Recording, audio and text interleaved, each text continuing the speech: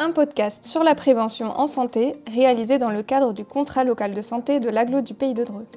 Aujourd'hui, nous interrogeons Dr Théier, médecin coordinateur du Centre régional de dépistage des cancers, pour avoir des informations sur le dépistage du cancer du col de l'utérus. Merci de partager votre expertise. Merci beaucoup de m'accueillir. Alors, tout d'abord, qui est concerné par ce dépistage ? Le dépistage du cancer du col de l'utérus concerne toutes les femmes âgées de 25 à 65 ans. En l'absence de symptômes, le dépistage doit être réalisé tous les 3 ans entre 25 et 30 ans et tous les 5 ans entre 30 et 65 ans. Il consiste en un frottis réalisé par un professionnel de santé. C'est quoi un frottis ? Un frottis, c'est un examen gynécologique. Donc, vous allez voir un professionnel qui peut être un gynécologue, une sage-femme, un médecin généraliste qui fait de la gynécologie, le planning familial ou alors un laboratoire d'analyse médicale. Et en fait, du coup, c'est un examen gynécologique qui est réalisé avec un petit prélèvement au niveau du col de l'utérus pour récupérer un petit peu des cellules. Et suite au frottis, qu'est-ce qui se passe ? La majorité du temps, les frottis sont normaux. Encore une fois, on parle de dépistage. Le dépistage, c'est quoi ? C'est trouver une maladie qui, entre guillemets, n'existe pas encore chez quelqu'un qui ne sait pas qu'il est malade. Donc bien évidemment, toutes les personnes à qui on fait un frottis ne sont pas malades, et heureusement. Donc la plupart du temps, les frottis sont normaux.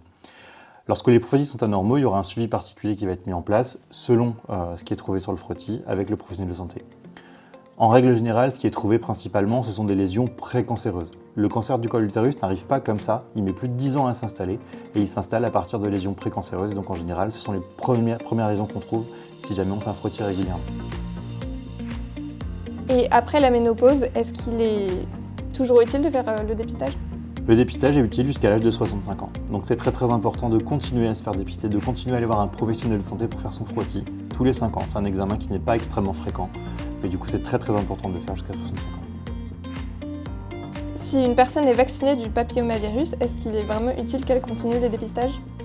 Alors, le vaccin est quelque chose d'extrêmement important. Le vaccin protège contre une certaine catégorie de papillomavirus. En fait, le cancer du col de l'utérus est toujours lié à un virus, un papillomavirus. Et en fait, le papillomavirus, c'est une grande famille de virus. Il y a plus de 200 virus. Et le vaccin, il ne protège pas contre les 200 virus. Il protège contre une certaine partie, contre les plus fréquents et les plus graves. Mais par contre, il y a une certaine partie des virus qui ne sont pas protégés par le vaccin. Donc, il faut quand même faire son frottis. Et en plus, le vaccin, c'est une protection collective. Le but, c'est de vacciner toute la population pour empêcher les virus de circuler et pour éviter, de contaminer, parce que le papillomavirus est une maladie sexuellement transmissible. L'idée, c'est d'éviter la contamination par le virus lors d'un rapport sexuel entre deux personnes. Donc, si toute la population est vaccinée, les filles comme les garçons, les virus ne circuleront plus. Et donc, on n'aura plus de maladies liées au papillomavirus. Mais tant que la population n'est pas entièrement vaccinée et tant que le vaccin ne protège pas contre tous les 200 papillomavirus, ce qui n'est pas près d'arriver, il est très important de faire son frottis à partir de 25 ans. Jusqu'à quel âge peut-on se faire vacciner du papillomavirus ? Alors, il est recommandé de le faire plutôt à l'âge de 11-12 ans, à la préadolescence, avec le rappel des autres vaccins en fait.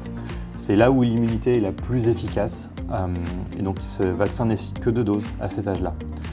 À partir de 16 ans, on peut encore se faire vacciner, mais à ce moment-là, il y aura besoin de 3 doses, l'immunité est un peu moins efficace, le vaccin est un petit peu moins efficace.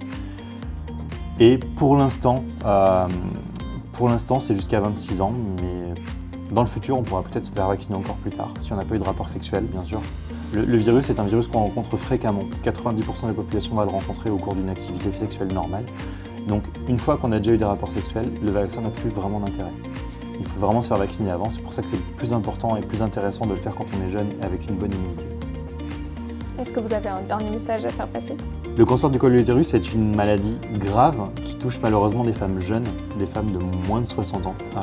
Et donc c'est vraiment des choses qu'on peut éviter grâce à la vaccination et grâce au dépistage. Donc c'est très important, mesdames, prenez soin de vous, faites votre dépistage. Jusqu'à 65 ans, faites-vous suivre régulièrement pour prévenir le cancer du col de l'utérus.